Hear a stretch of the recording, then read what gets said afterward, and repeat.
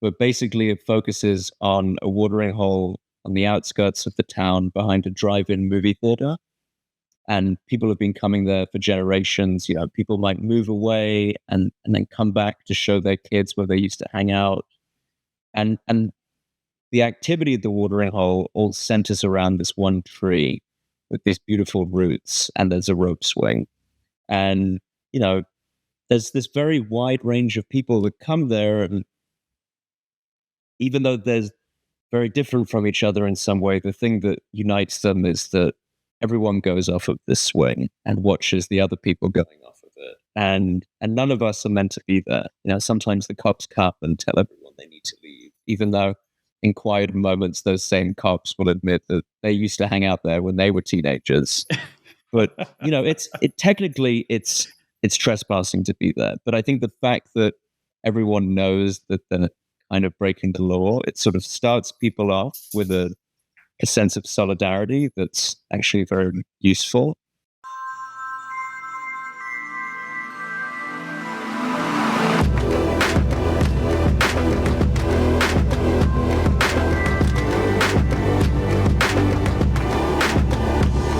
This is down by the Hudson.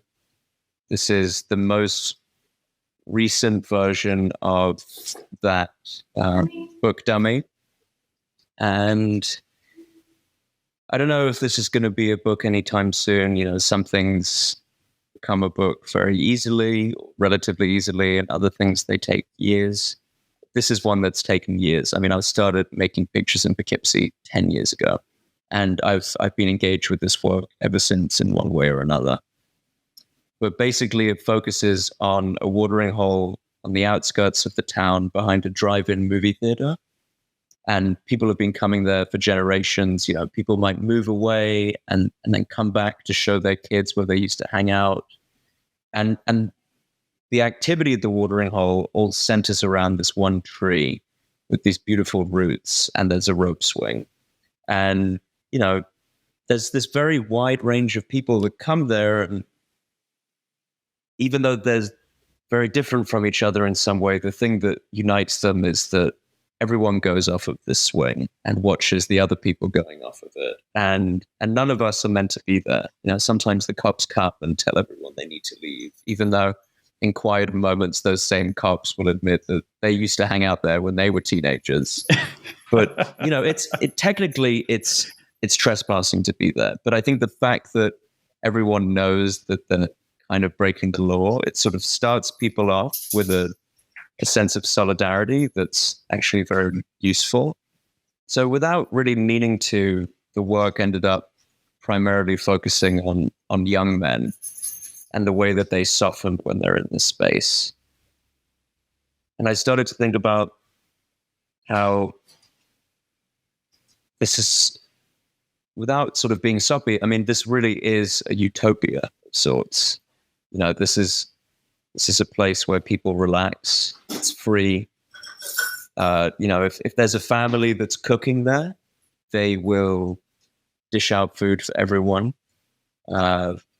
Even the people that might not get along in another place, they'll have a beer together, or they'll share a joint.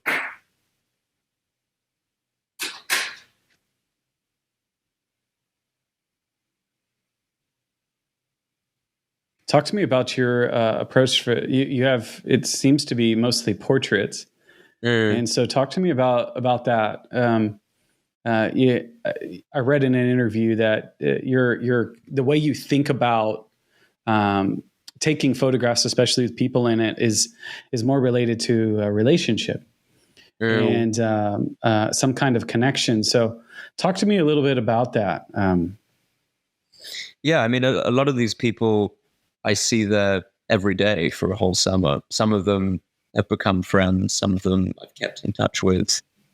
But all of these photographs are the product of a relationship, whether that relationship spans an afternoon or several years. And, I'm kind of the belief that photography is not important enough to make someone feel uncomfortable.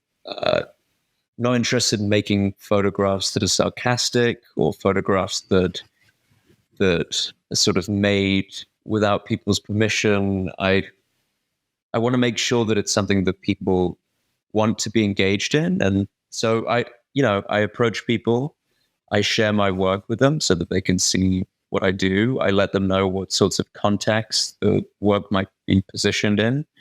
And if they're up for it, we photograph together. And, I work with for this body of work, I work with a digital Leica, the Leica M10. The use of that is that you can show the work immediately. And then I usually get people's email or Instagram or their physical address, and I'll send them a print, or I'll send them, the work. Sometimes I'll just send them the raw files because maybe they can use these pictures for their Tinder profile, or for someone's quinceañera or whatever. I don't want to be precious about it. These things can exist in books and in shows and in museums, but it can also actually have a use for the people that are being photographed. And sometimes I'm photographing without saying much. Sometimes we're trying things. I mean, for example, this is Fred and his twin. And I remember when I saw them, I said to them that I was reminded of this scene in Charlie Chaplin's The Great Dictator, where there's the worker Charlie Chaplin and there's the dictator Charlie Chaplin. And the worker Charlie Chaplin somehow accidentally finds himself in the dictator Charlie Chaplin's private offices. And before he can escape, the dictator Charlie Chaplin comes in, and the worker Charlie Chaplin decides that the only thing that he can do to try to blend in is to pretend to be the dictator Charlie Chaplin's mirror. And so they keep sort of mirroring each other or failing to mirror each other. And I told them the story and they thought it was hilarious. And so they started to sort of jump around and back and forth, and they failed to mirror each other, even though they have this very strong genetic connection. So the collaboration is about play. It's about an idea. It's about being loose and sort of just taking it as it comes. I mean, another example is Tayshawn, come up from the Bronx for the day. And he said, yeah, you can photograph me. I could use the pictures anyway. But I live in the city. I came up here to move around and to be in nature. So you're going to have to move with me. And I'm going to climb around trees and go into the spots between trees. And that if we're going to do this, this is how we're going to do it. This is sort of the center point of the whole watering hole. I think, when you do projects like this and you spend some time in a place, there's something that you take away. There's something that it's almost like a gift to you. And I don't know if it's a gift or if it's a thought or whatever. I'm just kind of drawn to what was it about this and this body of work that made an impression on you? Really, I think that I have remained fascinated with this place because I've seen the power that it has on other people and on me. I think when I started photographing in Poughkeepsie, I was 19 and was sort of classic young, angry man. And this place has softened me. It just worked its magic on me. And a lot of that is tied up with, falling in love with Andrea and her encouraging me to make this work. So, over time, the work became an ode to the place, but also an ode to the time that I'd spent there and to the relationship that had developed in part because of it. It's a hard thing to put into words, but that's probably the best that I could do with that. You use that word utopia, and I think that's a big word, and it's a pretty powerful word. So, but there's a reason you said it, and I'm seeing it because I remember we used to, when I was young, I lived in Florida, and we used to go to a freshwater spring And we would do things like this. We had a big swing, and everyone could use it. Everyone did.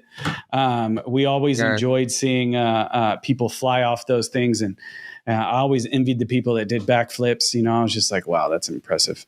But it had this like strange way of just kind of uniting people and connecting people. And so when I see this work, I'm instantly brought back to a moment like that that I had. And this still exists. So people are still doing this stuff. I love that. I love that because I get so worried. I get so worried that young people or just people in general are just not going out and experiencing nature in the world in this way. Totally. And so, is that drive-in theater still used or no? It is, and it's great. It is? It's really fun. It is? I love it. Yeah, I love it. I got in a conversation recently. They said, have you ever been to a drive-in theater? I'm like, yeah. And I was like, man, I wish those are still around. I'm like, they are. So yeah, I remember I went to one. That's absolutely fascinating. This is my favorite photograph, by the way. I just wanted to point that out. This is my all-time favorite photograph. It's called Seamus in embryo pose. And I'm very friendly with a family that's very friendly with him. And I'd see him every day there. And this one day I noticed that he was very quiet and sort of looked like he was curled up in a ball. And I went to my friend Nate and I just asked him, what's going on with Seamus? And he said, his mother just died in a motorcycle crash like 2 days before. And, the same day Roe v. Wade had been overturned. And so just sort of kept thinking about how he was kind of like a curled up in an embryo, trying to sort of soothe himself in a way. And I brought a print of this to his grandmother. I haven't seen him since, but this photograph is sort of everything that I would want from a picture. Wow. Just thought that was what that made. It's really, really powerful. And, what's interesting is going through such a tough time, just mentally and emotionally, and going there. I mean, same with Emily and Belinda.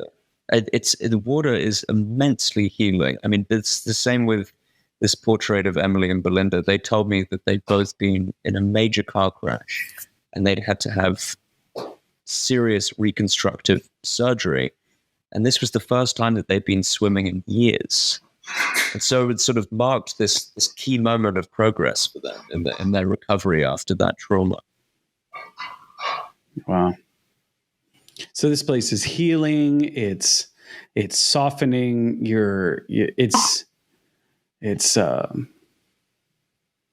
wow. It's almost giving me Fountain of Youth vibes, Totally. You know what I mean? Yeah. I just I love it. Why are you drawn to the black and white image? I think black and white is a very useful way of thinking through memory and thinking about sort of the psychology of memory. And it's a useful framework because I think we're all kind of culturally programmed in a certain way. So, if there's a movie that's in color and all of a sudden there's a scene that's in black and white, we all immediately know that refers to the past. And so when you're using a visual language that refers to the past, but you're using it to think about the present moment, then at the very least, what that does is it can create like a jolt or a sort of a schism in the expectation. You're seeing work made now, but it looks like it could have been made 100 years ago. And maybe it could have been made tomorrow. And that kind of playfulness with time is a good way of getting people's attention, getting them to